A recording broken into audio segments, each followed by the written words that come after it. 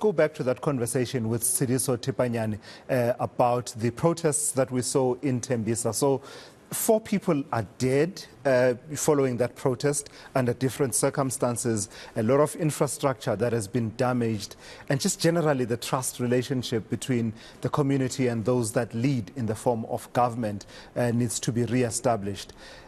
And your contention is that this all could have been avoided. How? No, certainly. Let me just start by saying that it looks like we've forgotten the lessons of last year's unrest in KwaZulu-Natal and Gauteng. That there has to be effective governance. People elect government in our country to deliver on a number of issues, including rights. And when that fails, then people become unhappy. But then secondly, people have the right in this country for peaceful and unarmed protest when they're not happy about many things. But then thirdly is the role of the policing. Now, a lot of these things could have been avoided, even though there was a failure of governance and people had the right to respond and protest. If these things were done peacefully, could also have avoided the loss of life and damage, but also the role of policing itself. So one would actually blame the police as well as government in this case. And of course, to some extent, our own people who have forgotten that we have a responsibility to protest peacefully and without destroying property.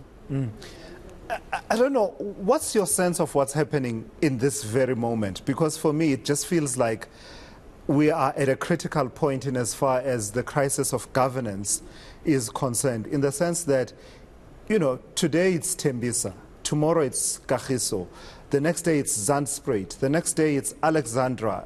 You can name it, it just keeps going on and on. It feels like we're at a point where communities are at a point where they just can't take it anymore, and something has got to give. Are we at a critical point in as far as the crisis of governance, particularly as it manifests in township and rural communities, is concerned?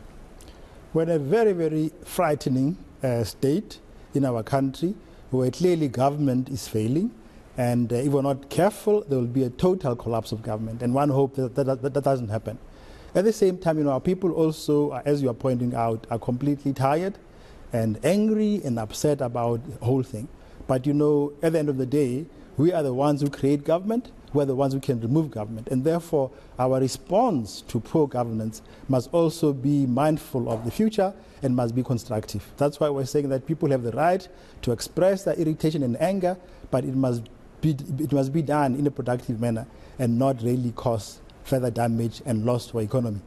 Because you've used the term of the risk of a total collapse of government, I have to pose this to you then and ask you the view that says if we are not careful in South Africa, there is the likelihood, the possibility of an Arab Spring kind of revolt by communities and other disaffected elements within our society. Do you share that view? It's very real. Look at what happened last year in the unrest hearing, where we lost over 50 billion rands and over 300 lives lost. Could have the same thing happen in this country. And that's why I'm saying it's a pity that government does not seem to have learned from past experiences. We really need to ensure that we deliver good governance. That's why people are paying taxes for. At the same time, the police themselves must show greater ability to deal with protests. There are lots of protests in our country. Last year and a few years before, I think we were having over 15,000 protests a year. But clearly, as we saw last year in the hearings of the Commission, the police don't have capacity to maintain in a peaceful manner protests when citizens are unhappy with issues of government. And of course, people will always be unhappy from time to time about government, and that's why we have in our Constitution the right to protest peacefully. So there will always be protests in our country wherever there is government, because government is not perfect, but the police must also, come to the party. What about this whole issue of responsiveness, Tseliso Thipanyane? Because for me, it feels like what we are talking about now, we've been talking about these issues. What you're pointing out around police capacity, you can go back as far as the Marikana Commission of Inquiry, the Falam Commission of Inquiry that pointed that out. You've had the expert panel, the Sandy Africa panel into the 2021 July unrest, and so on and so forth. Everyone knows what the problem is. You say governance, I say to you that the diagnosis has been made over and over again about the failure of various, systems within local government and even other tiers of government. What's your sense of responsiveness, which is a value in our constitution? Do we have it at all? Well, I honestly think that, government is failing and government is becoming tone deaf. And I think the people of this country have the right to replace government with another better government. And one hopes that, those who are in government would really take heed of these issues and do the right thing, maybe step aside. Sure. And you've also framed this within the issue of human rights, that the failures of governance as they manifest in communities have become a human rights issue. I know that we've had some groundbreaking litigation around, issues of socio-economic rights in this country.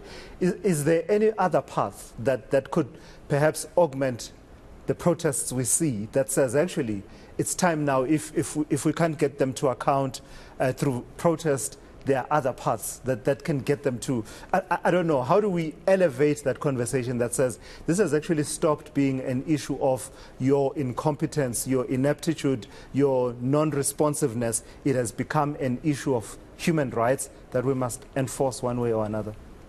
It is a human rights issue. And remember, one of the primary responsibilities of government is to provide human rights. So what is happening in Krugersdorp, what happened in Tembisa, ESCOM, potholes, failing health systems, all these issues are human rights issues. And therefore, government is definitely failing. If you add onto this issue the issues of poverty, unemployment, our government has failed. And honestly, I think that they have to consider and step aside. Otherwise, we will see more protests and they'll become more violent and violent. Look at what happened in Krugersdorp. Yeah. It should not be happening if we had an effective government. How widespread should that stepping aside be? To the extent possible to ensure that, we have an effective government in our country. Our people deserve an effective government. It does not really matter whether it's you or me, as long as there's proper governance. And those who are in government, if they're failing, they must do the most honorable thing and step aside.